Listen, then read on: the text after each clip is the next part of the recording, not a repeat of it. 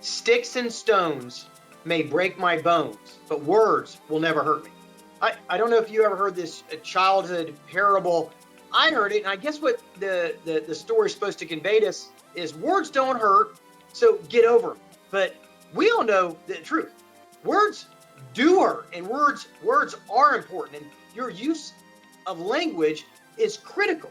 So the better you can communicate with your target audience, your customers, your clients, your spouse, your friends, your coworkers, the better you're going to connect, and the more often you're going to get done what you need to get done. So words are important. That parable is stupid. Words can hurt. They've hurt me. They hurt you. So let's get into terrible taglines, and I've got a massive communication fail for you this week. So let's talk about a couple great taglines or slogans that companies use over the years to kind of set our baseline. I like L'Oreal. I don't use a product, you can tell, because I don't have glowing skin or anything, but L'Oreal, really great tagline, because you're worth it. Because you're worth it. It's like, look, our makeup might be a little bit more expensive. It might be a luxury item, but it's all right. You're worth it. Wow. That tells me everything I need to know. You're worth it. And if I tell my spouse she can't have it, I'm saying she's not worth it. She's worth it. She can have it. It's great. Another one that I thought was a really powerful tagline is the California Milk Processor Board years ago put out, "Got milk?"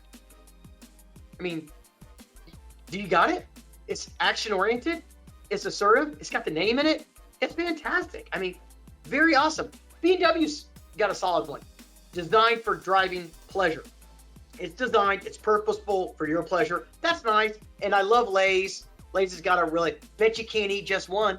I bet you can't. How many times have you been like, hell yeah, I can. And you pull out one chip and you eat it. And you're like, damn it, they were right. I couldn't eat just one.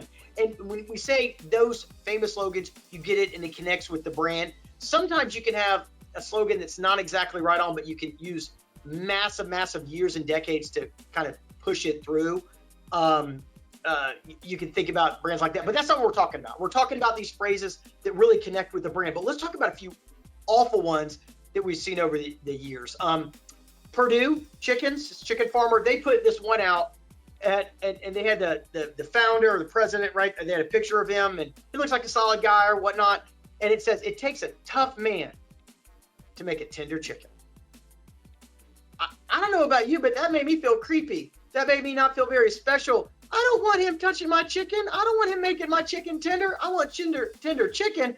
The whole thing just reeks of a little bit of creep. How come nobody policed this tagline with the actual audience? Because if they put this in a focus group, I think everybody would have waved them off. So one of the problems there is Purdue didn't actually ask their consumers what they thought. Now, their consumers told them what they thought after they published this. This was a long time ago. But it's still just like, wow, be sure that it's going to connect with your audience. Mothers and wives and spouses at that time going to the grocery store, buying chickens. They don't want this old guy touching their chicken. Terrible tagline.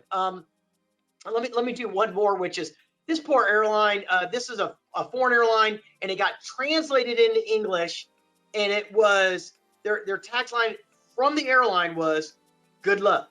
I've just got to think that the language, it probably didn't get translated into the exact same meaning it had in their country.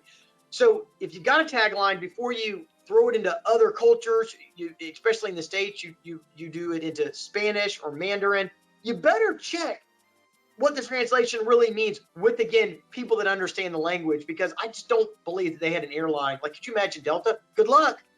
We hope we make it. Really rough. I think there was a translation issue, so you got to watch that. But let's talk about our fail right now. And you probably heard about this company. He's getting the tar beat out of it right now. So I'm going to pile on. If you're going to pile on. So here we go. We're going to pile on right now. It's Quibi. I don't even know if I'm pronouncing it right. It doesn't even matter if I pronounce it right because they're gone. They went bye-bye. I'm not going to process the fact that they raised almost $2 billion with the B, $2 billion for a streaming service. But when I say the slogan, I would like you to tell me what you think the streaming service is for. Quick bites, big stories. I don't know about you. I don't think short, fun, entertaining. I think news. It makes me think news. I asked some other people before I shot this video, what did they think of when they heard that slogan? They thought, oh, it's another like breaking news, like really quick, digestible, what's going on in quick bites, the big stories of the day. I don't want another news site. I don't want it. Frankly, I'm news out. I got enough news. I got enough breaking stories. And I didn't even think that what they meant was condensed TV programs. Like instead of a 30 or 40-minute program, they do a much condensed version of it. It didn't say, short, compelling stories, short, entertaining, fun stories. Nothing about this connected with what they were doing. Now, they failed for numerous other reasons, and they can blame it on whatever they want to. I want us to use it as an example, though, of how subject lines, taglines, and really short, powerful statements will influence the people you're communicating to. So take a little bit more time than just throwing them down and pushing them out there. I would say as much as you work on the intro paragraph, whatever time it takes you to edit that intro paragraph of an email or a letter, the subject line, your slogan, should take twice that long. Really slow down and think about whether or not it could be creepy, whether or not it can be translated into a wrong language, or when you are translating it, maybe you need to change your slogan for different markets. And then, does it actually connect with what you do? Will it actually punch the consumer in the face with, we get what you do, now I can determine if I want to pay for it. So look, it's a fail. The company's failed for multiple reasons, least of which is probably the tagline, but it's certainly a great example for us on what to avoid. Hey, hope you found this helpful. Thanks. Bye. If you want to see any more of these, you can hit the subscribe button, the like button, and I guess the notification button. What all you young people do with social media, so you see like really cool fails of the week, you can do that here too. Thanks.